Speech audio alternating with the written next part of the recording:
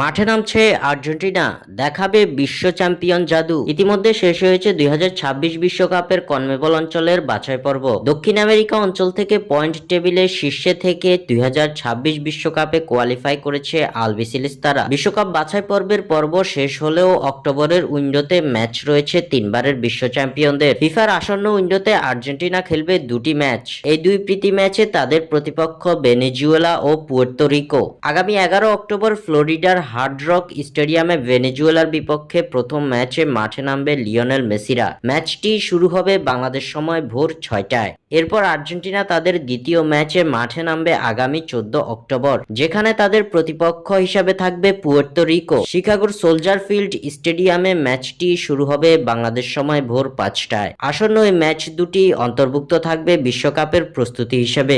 এই দুই ম্যাচের মধ্য দিয়ে খেলোয়াড়দের পরখ করতে চান কোচ লিওনেল স্কালোনি।